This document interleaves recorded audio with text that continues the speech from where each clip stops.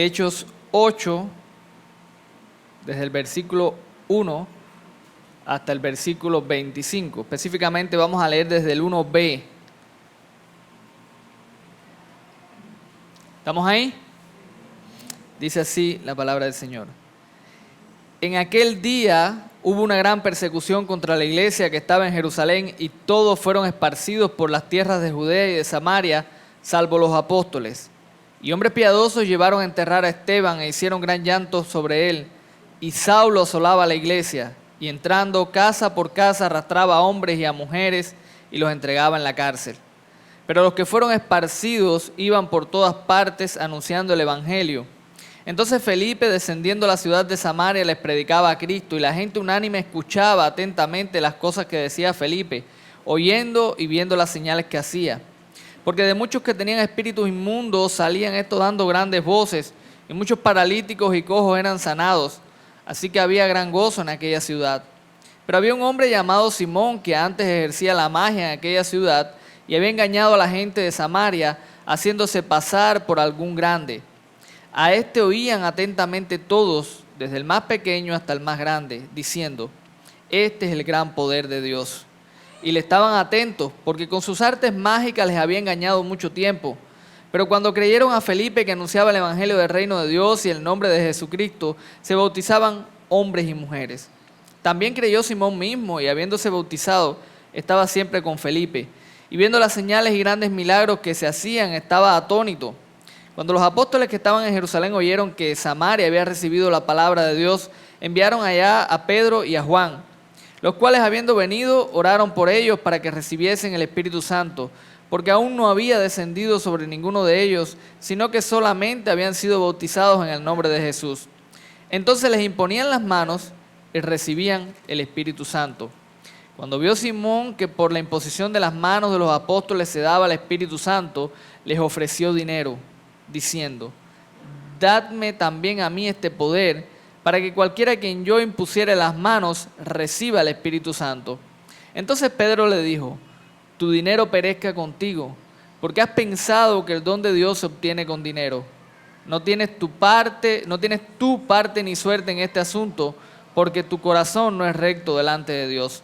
Arrepiéntete pues de esta tu maldad, y ruega a Dios si quizás te sea perdonado el pensamiento de tu corazón, porque en él de amargura y en prisión de maldad veo que estás. Respondiendo Simón Pedro dijo: rogad vosotros por mí al Señor, para que nada de esto que habéis dicho venga sobre mí. Y ellos, habiendo testificado y hablado la palabra de Dios, se volvieron a Jerusalén, y en muchas poblaciones de los samaritanos anunciaron el evangelio. Vamos a orar. Dios bueno, damos gracias por tu palabra que es poderosa, Señor, y suplicamos que nos hables a través de ella, que seas con nuestros oídos, que estén atentos, nuestros corazones dispuestos, y que seas también con el expositor para que pueda hacerlo de la manera adecuada. En Jesús, amén. Hermanos, hace algunos años vi un video de un líder religioso que durante años pues logró aglutinar a una multitud de personas que le seguían. El hombre se había presentado como un gran hombre de Dios, como alguien al que Dios había dotado con ciertos dones, ciertas capacidades para hacer cosas que solo él podía hacer. Y mucha gente creyó y confió en él y lo siguió, hasta que después de muchos años se descubrió todo, y en un video que él mismo grabó, él mostró cómo le engañaba a la gente. Él inducía a las personas, él usaba trucos psicológicos, él movía las emociones de las personas para crear en los que lo seguían la sensación de que él podía hacer cosas que los demás no podían hacer. Estas cosas se hacen. Hace poquito también vi un documental sobre el poder de la mente, y es realmente poderoso lo que puede lograrse moviendo ciertos pensamientos en la mente de las personas. Y pensaba en esto y meditaba, porque no es algo esporádico, es algo común ver personas siguiendo a otras personas que se hacen pasar por hombres con grandes poderes. Ha existido siempre, desde el antiguo Egipto. Aquí vemos aquí mismo en la Biblia que el rey de Egipto, el faraón, tenía sus propios magos que le impresionaban con sus artes mágicas y que incluso intentaban competir y hacer las cosas que Dios obraba en hombres como Moisés. Lo hemos visto a través de la historia. Vimos hace muchos años a hombres que han arrastrado congregaciones completas al suicidio incluso, porque han creído en esto. Y pensaba, y es que en nuestra naturaleza está de alguna manera esa inclinación natural a que nos engañen. Usted dirá, ¿cómo es eso? Sí, somos dados a que nos gusta que nos engañen. Y nos gusta que nos engañen, y les voy a decir por qué. Porque si le digo si nos gusta que nos engañen, suena como, bueno, a mí no me gusta que me engañen. En nuestra naturaleza, en nuestro ser, Dios ha puesto de alguna manera ese sentido de que hay algo superior. Usted lo sabe, Dios lo ha puesto en nosotros. Ese sentido de la grandeza, de lo que escapa a nuestro entendimiento. Obviamente, algo que Dios ha puesto en nosotros y que Él solamente puede satisfacer cuando nosotros tenemos un encuentro con Él. Pero el hombre en su pecado, cuando ve algo que le impresiona, algo que le llama la atención, pues lo sigue. Pasa con los incrédulos, por eso a través de la historia Satanás ha podido engañar tanto a los incrédulos. Por eso existen tantas sectas, por eso existen tantos movimientos, por eso existe tanta idolatría en Cuba. Porque el hombre tiene ese sentido de que hay algo que sobrepasa y cuando lo ve en estas cosas, pues cree que ahí está el verdadero poder. Pasa también a los creyentes. Satanás lo sabe. Por eso existen tantos movimientos supuestamente cristianos con tantas supuestas señales y tantas personas siguiendo a estos falsos profetas y estos falsos maestros, porque como dicen ellos mismos, como alguien me dijo un día, ese hombre tiene un gran poder. Hermanos, nosotros necesitamos entender algo bien importante, y que si eso no está en nuestro corazón y no es una convicción en nuestra vida, nosotros fácilmente el día de mañana podemos salir corriendo de aquí porque vamos a encontrar un grupo donde hay un hombre que hace ciertas cosas que nos llaman la atención. Nosotros tenemos que entender lo que este pasaje nos enseña. Y es lo siguiente: el Evangelio es el gran poder de Dios. El Evangelio, mis hermanos, es el gran poder de Dios. Y ahorita cuando Edgar hablaba, decía, bueno, él nos preguntaba, ¿les ha servido de provecho esto? ¿Ha sido bueno? Claro que es bueno, porque en nuestro corazón tiene que estar esa convicción de que el poder de Dios es el Evangelio. Está en el Evangelio, se manifiesta, se expresa en el Evangelio. ¿Cómo lo enseña este pasaje? ¿Cómo lo vemos en la historia que estamos compartiendo hoy? ¿Cómo podemos, a la luz de este pasaje, nosotros salir de alguna manera maravillados del poder del Evangelio, convictos de que ese poder está allí, con la convicción, con la certeza de que nosotros no necesitamos otras cosas, no necesitamos buscar más allá de lo que ya está ahí en el Evangelio? Bueno, en primer lugar lo vemos en esta historia, en los versículos 1 al 20, y lo vemos en la manera en que el Evangelio se expande. ¿Cómo nosotros vemos que el Evangelio es el gran poder de Dios? En la manera en que ese Evangelio se expande, en la manera en que ese Evangelio alcanza a las personas, en la manera en que ese Evangelio desde el inicio de la iglesia pues se expandió como pólvora. Hemos estado viendo en el libro de los Hechos cómo la palabra rápidamente fue como una explosión que comenzó a alcanzar a Jerusalén, como mismo había dicho el Señor, a Judea, a Samaria, hasta los fines de la tierra. Y lo interesante es, y usted dirá, ¿y qué tiene esto que ver con el poder del Evangelio? Es que la manera en que Él se expandió es de una manera que francamente lo que resalta y lo que hace valer es al mismo Evangelio y no a los hombres y no a las circunstancias y nada de eso. El Evangelio no se expandió en circunstancias excelentes y agradables. No fue como muchos de estos movimientos que se expanden porque son agradables, porque seducen, porque prometen cosas. El Evangelio no se expandió así, se expandió a través de la persecución y se expandió a través de personas poco capacitadas y poco probables. Y lo que vemos expresamente en estos primeros versículos es que esta gran expansión, este extender del Evangelio que sobrepasó los muros de Jerusalén, que llegó a Judea, que comenzó a impactar a las personas que rodeaban precisamente a la nación de Israel, es que llevaba estas dos cosas: circunstancias que no eran las mejores y personas que no eran las mejores. Porque es interesante que el pasaje dice que cuando comenzó esta persecución, que fue intensa, que fue dura, porque nos dice que que este hombre, que hasta ahora mismo sabemos quién es, pero vamos a llamarle ahora Saulo, porque hasta este momento es Saulo, el perseguidor, el enemigo de la iglesia, arremetió con bastante ahínco contra el pueblo de Dios. Dice que iba por las casas, los arrastraba, hombres y mujeres, los llevaba a la cárcel.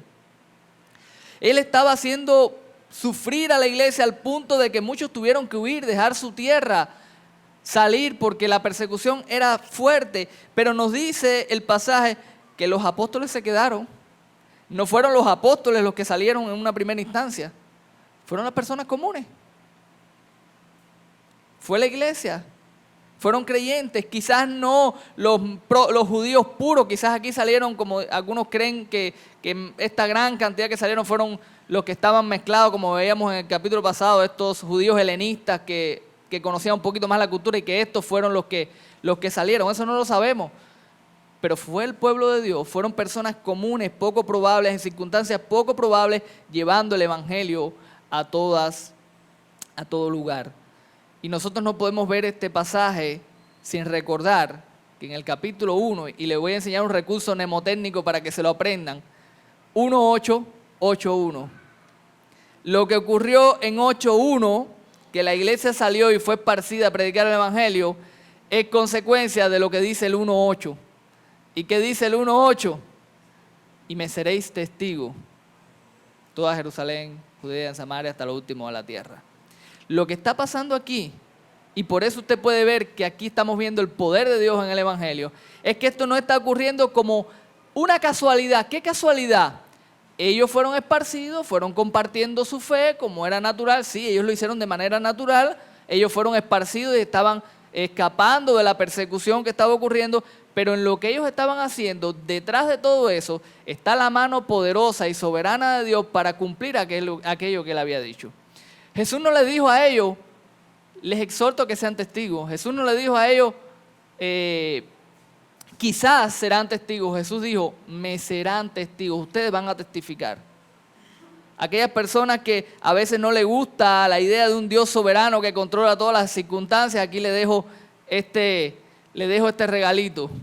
Una persecución, personas saliendo, predicando, cumpliendo al pie de la letra las palabras del Señor, ustedes van a ser testigos. Y Dios obrando de manera soberana para que su plan se cumpla, para que su evangelio sea escuchado y sea conocido donde Él quiera que sea escuchado y donde Él quiera que sea conocido. Hermanos, cuando yo medito en esto, yo recuerdo, y una de las cosas que empiezo a traer a mi mente son aquellas personas, y usted lo puede hacer también mientras yo hablo, puede empezar a pensar en las circunstancias y personas que Dios usó para llevarle el evangelio a usted.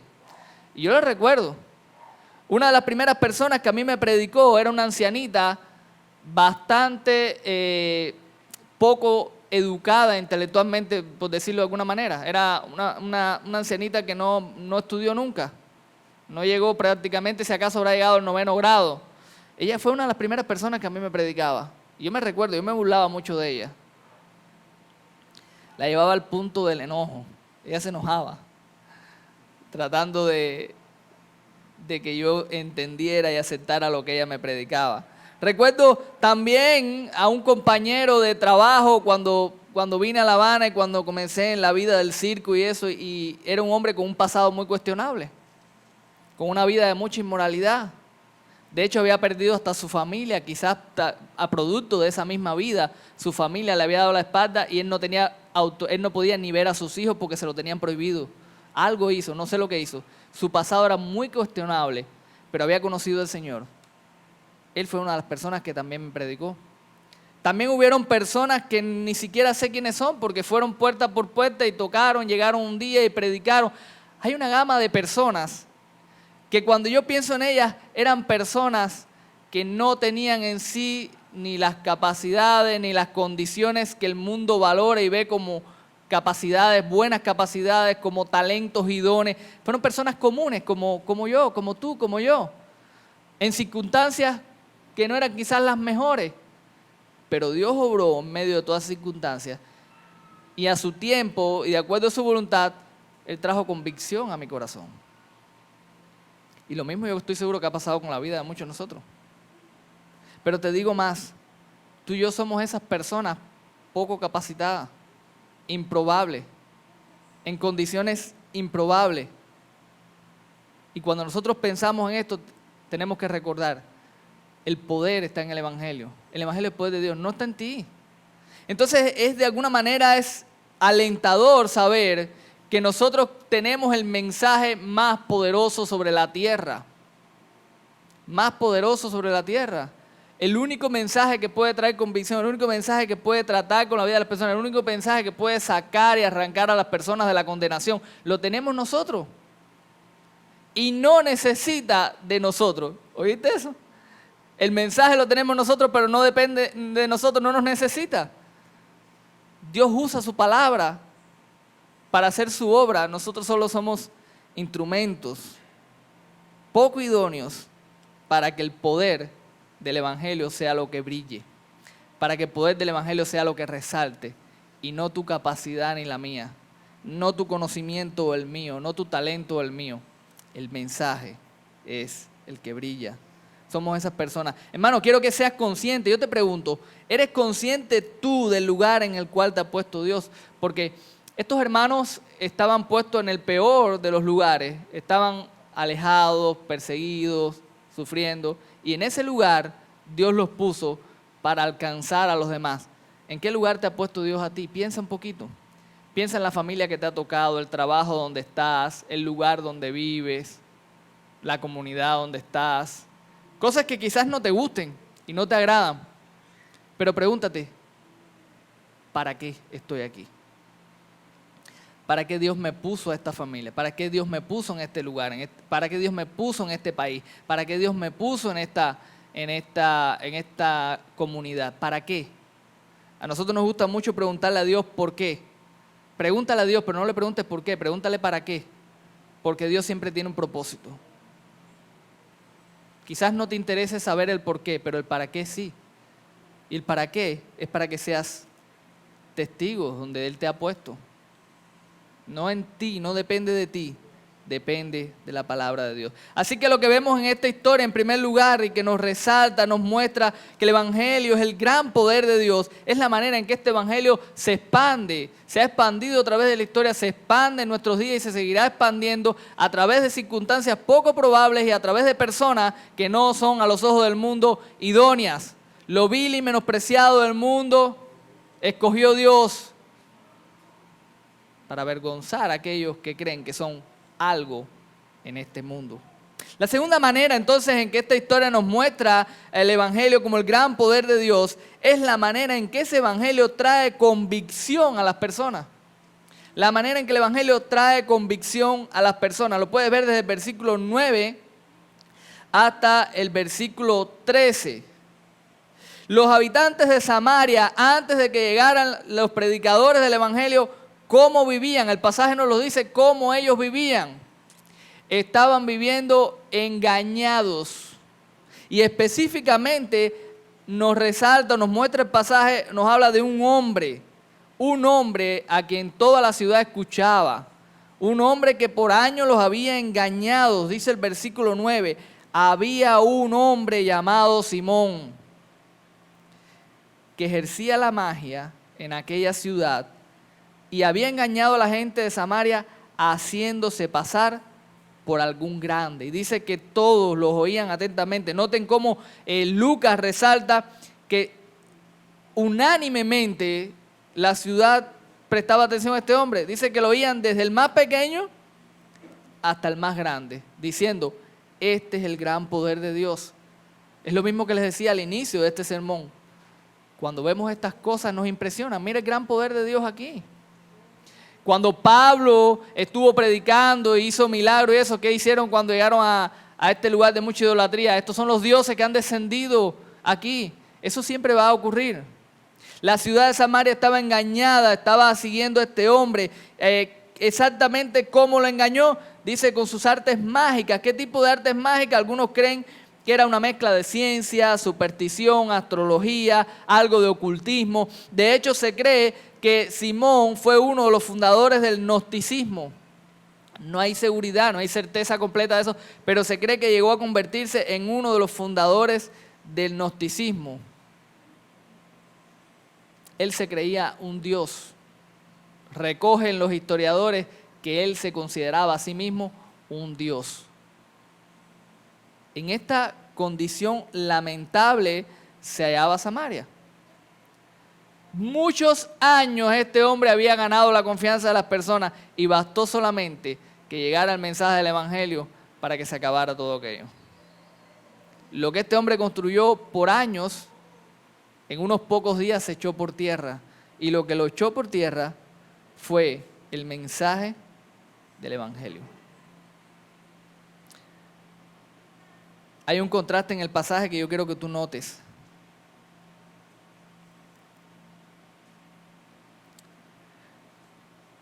Pero había un hombre llamado Simón, comienza el versículo 9.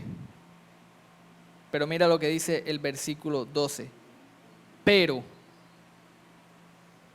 cuando creyeron a Felipe, que anunciaba el evangelio del reino de Dios y el nombre de Jesucristo, se bautizaban hombres y mujeres.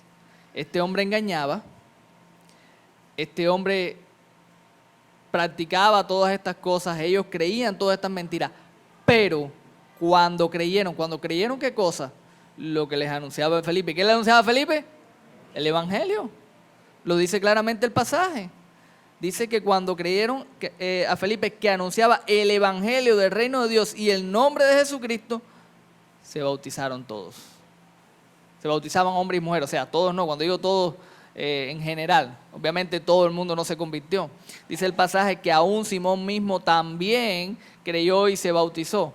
Y obviamente este creer no implica una fe salvadora de parte de Simón, porque entendemos que de lo contrario jamás habría apostatado de su fe, como nos enseña la Escritura. Ahí la Biblia muchas veces usa el creer de varias formas. Tú puedes creer en cuanto a salvación, pero está el creer de creer lo que estás viendo y no necesariamente ser salvo. En cierto sentido, Simón creyó y después vemos las motivaciones más adelante en el pasaje de qué exactamente fue lo que le llamó la atención. Pero lo que quiero que noten acá es el contraste, porque el corazón de esta historia está aquí. Gente sumida en la idolatría, gente sumida en el engaño, gente sumida en todo esto. Cuando el evangelio llega a sus vidas, trae una convicción que hasta ese momento ellos no tenían, al punto de que todo eso termina allí. El evangelio, hermanos, es el gran poder de Dios y nosotros lo vemos en la manera en que trae convicción a la vida de las personas. Existen mucha gente como Simón hoy día. En nuestra Cuba de hoy, para no hablar de otros lugares, para hablar de nuestro contexto y de Cuba, están los famosos santeros, babalados, todas estas cosas que para las personas son gente con gran poder a la que acuden buscando eso. Pero también los hay de traje y corbata y con una Biblia en mano. No solamente los santeros, los hay de traje y corbata con una Biblia en mano. Algunos se llaman apóstoles. Asimismo se llaman apóstoles. Aparentando milagros, aparentando cosas. Algunas veces son hasta ridículas. Cosas, milagros como el de ponerte una recarga en el celular. ¿Cómo es posible que personas racionales, aunque no sean creyentes, personas racionales puedan creer que te llegue una recarga a un celular es un milagro de Dios? O que te crezca la mano derecha. Hay muchas personas como Simón y tristemente muchas personas lo siguen porque les gusta ser engañados. Porque quieren encontrar ese algo superior y lo encuentran en personas como esta. Algunos quizás no siguen a un santero, no siguen a un apóstol de esto, pero siguen a un jugador, a un cantante, a un influencer de YouTube.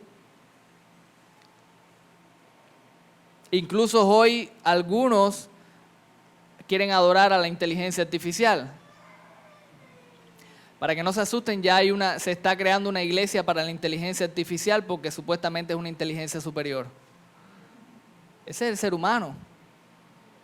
Esa es la realidad.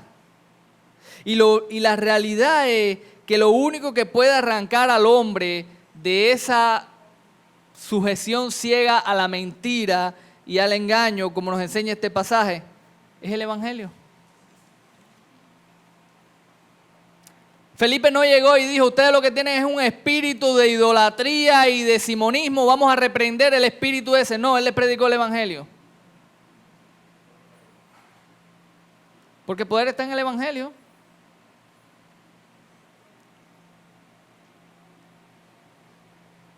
El evangelio entonces, hermanos, trae convicción como nada más puede en este mundo. Y nosotros lo vemos, y cuando lo vemos, aquí está el poder de Dios. Lo vemos. En estos días conocí gente interesante. La semana pasada fui a la iglesia del hermano Lilito. Hermano, el Lilito que viene a Plan Habana. Muchos de ustedes lo conocen, el pastor Lilito.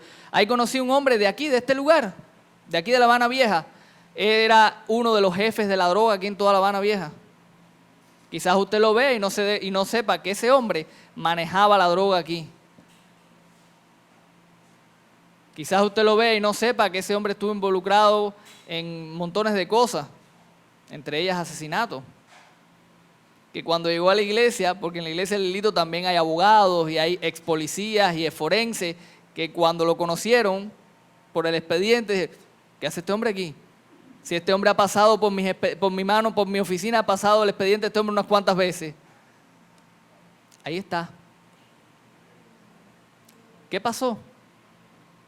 Escuchó el evangelio. Y el poder del evangelio transformó su corazón. O ese hombre que era un borracho y su mujer se convirtió y un día invitó a su mujer a cenar y le dijo, quiero que me expliques algo. ¿Qué pasó contigo? Porque contigo tiene que haber pasado algo grande contigo, porque si no, tú no pudieras amar a un perro como yo. El evangelio, hermano. El poder del evangelio. Tú tienes también tu propia historia.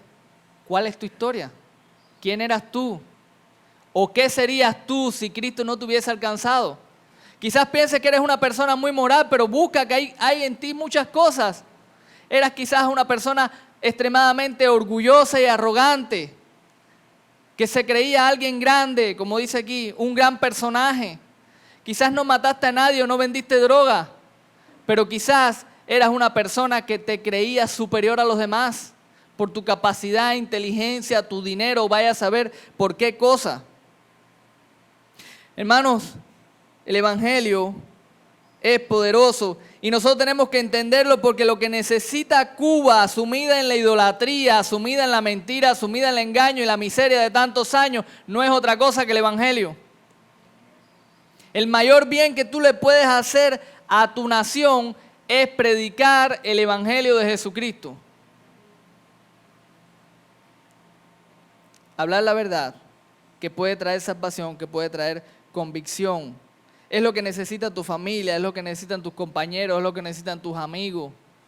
Eso es lo que necesitan. El evangelio. Ten cuidado tú, no seas como Simón también. Y quizás pueda haber alguien entre nosotros que se sienta como Simón y que esté buscando la gloria para sí, que esté buscando que los demás lo admiren así y no vean el poder de Dios en él. Eso le puede pasar a cualquiera. A nosotros los predicadores nos puede pasar.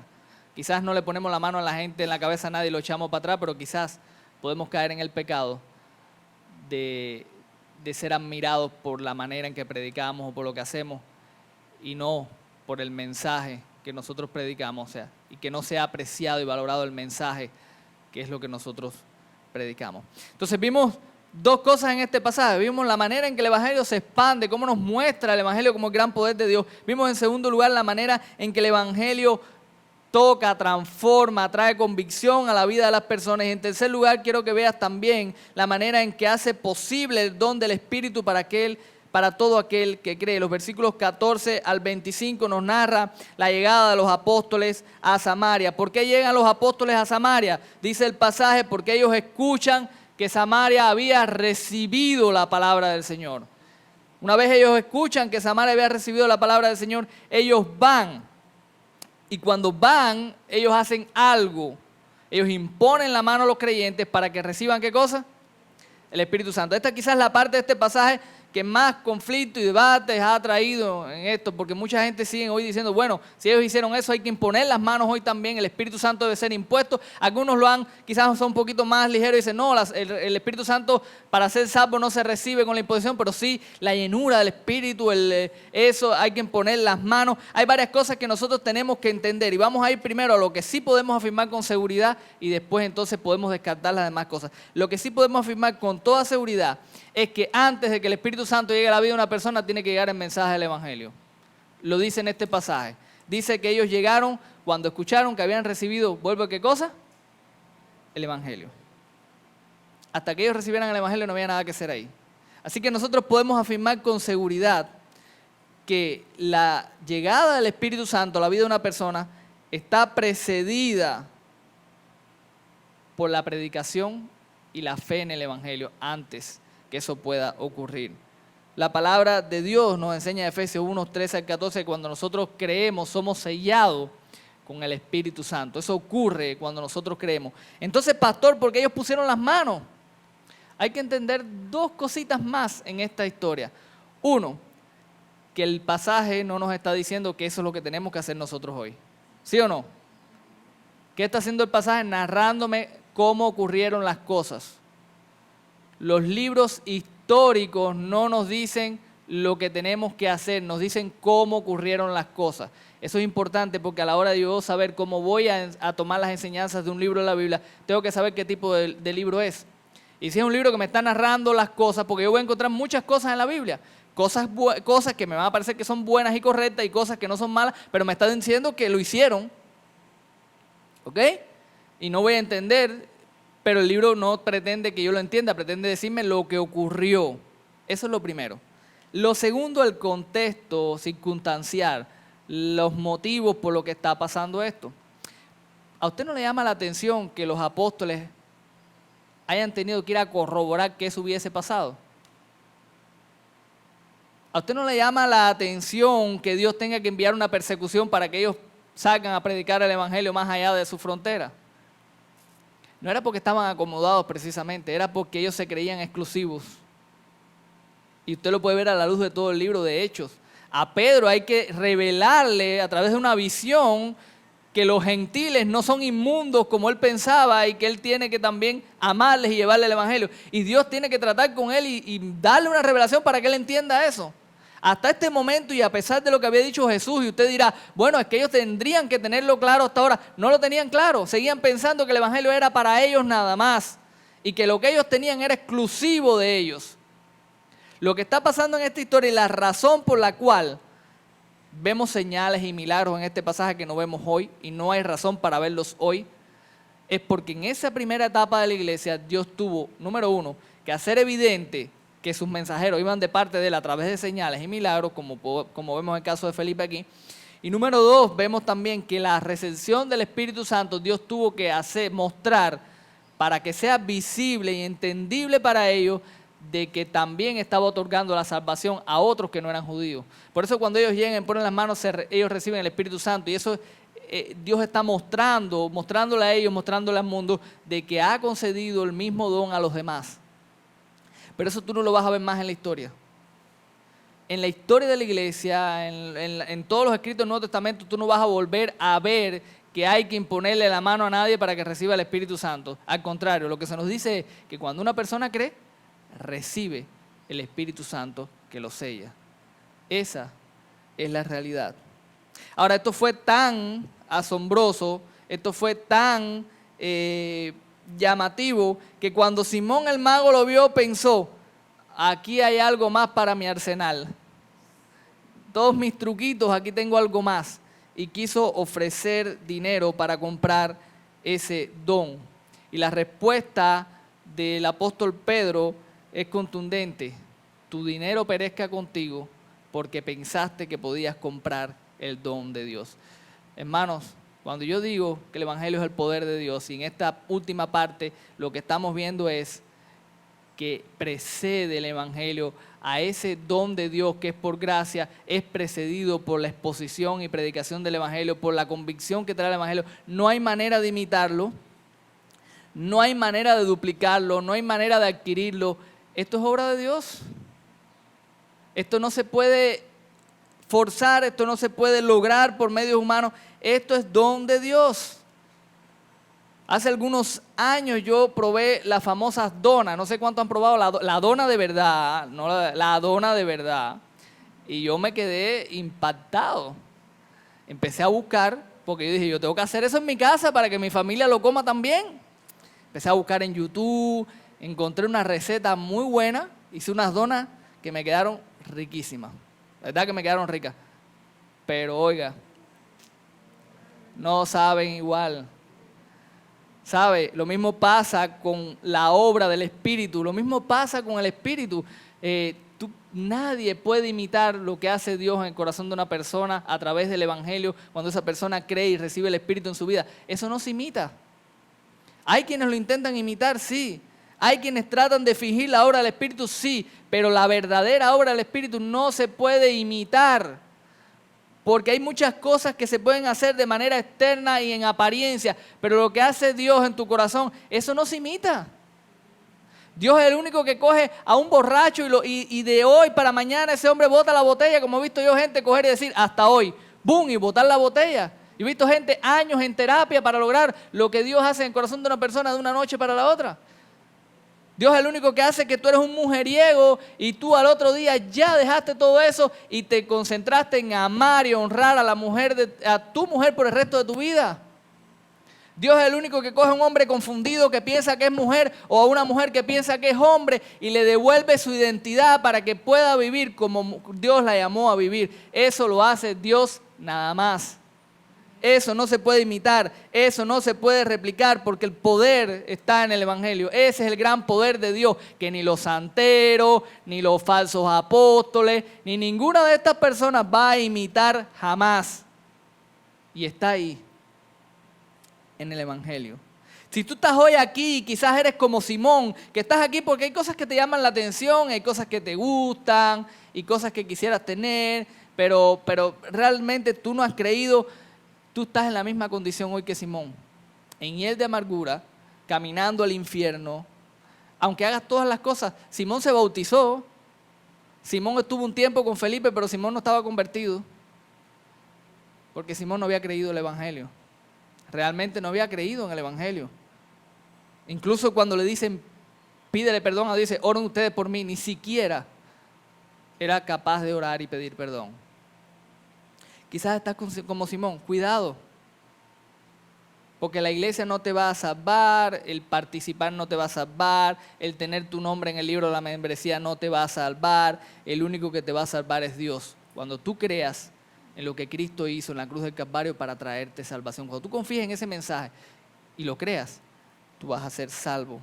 Los creyentes tenemos que tener cuidado, tenemos que entender que la manera que Dios ha escogido, que el mensaje, que el poder que Dios ha mostrado a este mundo está en su palabra, está en su Evangelio. Tenemos que tener cuidado de tratar de cambiar eso, de poner otras cosas en lugar del mensaje.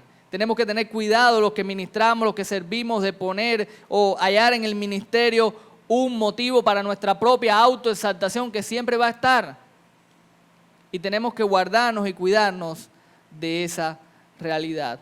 Hermanos, termino y quiero terminar con las palabras de un personaje en esta historia que jugó un papel importante.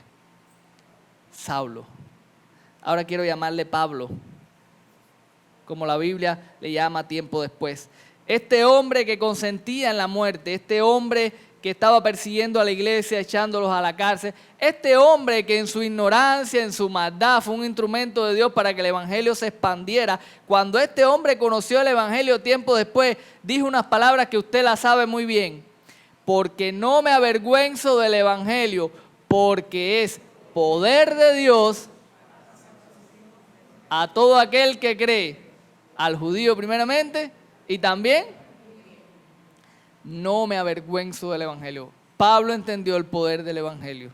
Y cuando él le escribe a los romanos le dice, yo quiero ir a predicarles el evangelio porque yo no me avergüenzo de eso. Porque es el poder de Dios. Es el poder de Dios. Hermanos, qué maravilloso mensaje, qué maravilloso poder Dios ha depositado en estos vasos tan inadecuados.